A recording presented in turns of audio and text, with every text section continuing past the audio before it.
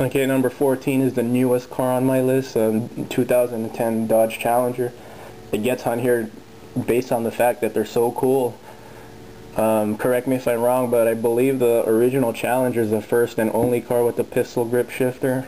This car has it too. I would never put Lamborghini doors on anything but a Lamborghini because it's their doors, and I would never put a pistol grip shifter into anything else. So if I want a pistol grip shifter, I'm going to have to buy a Dodge Challenger.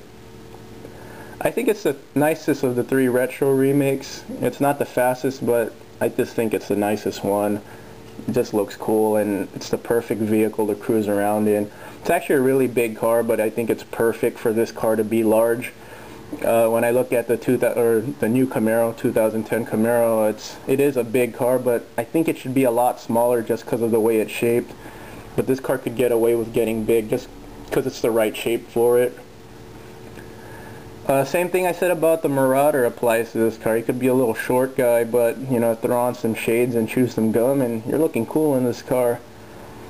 It's just another car I really wish I could own one day, but I want so many things it's probably never gonna happen.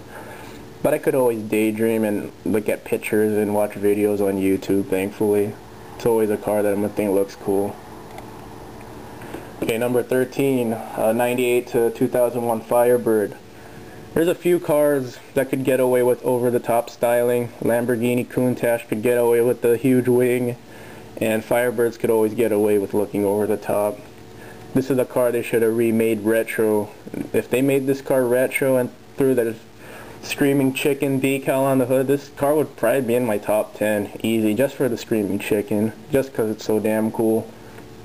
But this is a car I've always appreciated. It's a car anybody, when it was new, it's a car anybody could afford, and it's a car that was just as fast as anything else that cost 4 times as much. So you know, it gave a affordable, super fast car to everybody. So Pontiac should be commended for that.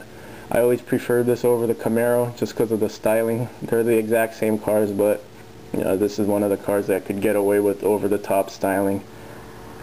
People who don't know about cars, they call it the Batmobile, and it pretty much does look like the Batmobile. It's such a cool-looking car. So that's why it gets such a low spot on my list, or high spot, whatever. Okay, here's another subcategory I didn't mention with the Mustang, which I should have. Number 12, Suburban. It's a Hall of Fame car. In my eyes, there are 4 Hall of Fame vehicles: Suburban, Mustang, 911, and the Corvette. This is the first vehicle on my list that was a dream car of mine in high school. I always loved Suburbans. Thankfully, the SUV craze is just about finished, so these things are dirt cheap now. So if you're a regular on my channel, just keep an eye out, because in a few months there's going to be some Suburban videos on my channel. This is my next project. I'm going to expand my automotive horizons to 4-wheel drive. You know, it's not the best vehicle for 4-wheel drive, I'm sure, but you could take your friends in here, snowboard your dogs, and you know, go on road trips in the snow, you know, with 4-wheel drive. So I'm looking forward to that.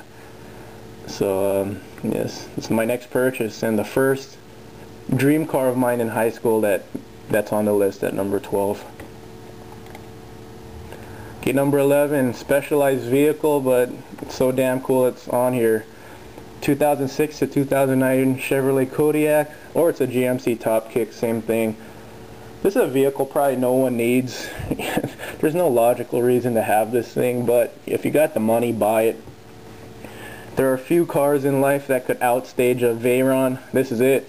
If a Veyron and this thing pulled into a gas station, I guarantee you 9 out of 10 people would look at this thing. It's just ridiculous, which makes it cool. I'm a kid at heart, so when I first saw this in person, I was just like, that's the greatest truck I've ever seen. So if you got some cash lying around and you want the most badass truck around, pick up a Kodiak. They're actually very cheap in the used market.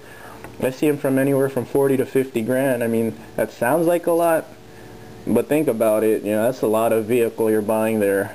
So this is probably a vehicle I'm going to buy someday. Someday I'm going to scrounge up the pennies and get one of these. This is a vehicle I probably have to have one day. Okay, number 10, 92 to 95 Viper, first generation. First thing I'm going to say is I'm going to give a plug to Jay Leno. I don't work for the guy, I don't know the guy, but the guy is, he's a car nut. So if you go on Jay Leno's garage, watch his video on the first generation Viper for a better appreciation of the thing. I always thought Vipers look badass. Same thing with the Firebird, so love it or hate it style. I always love them. The good thing about first generation Vipers is they're $20,000 to $30,000 now, so you know, if I had $20,000 or $30,000 right now, I would run out and buy a Viper. If you got $20,000 or $30,000 or a rich mom who buys you things, tell her to buy you a Viper. You know, say, Mom, I need a Viper, and she'll say, okay, I'll get you one. And you know, I think everyone should have a Viper. It's just a badass car. The interesting thing, and like I said, watch Jay Leno's garage, but one thing I gotta mention that's pretty cool, what Jay Leno taught me about this car is there's actually no door locks or side windows on it. The side windows is like a little plastic piece. So basically all this car is a toy. You drive it around the block. You can't really park it anywhere. Someone's going to jack you. Then you drive it home. But I think that kind of gives the car character.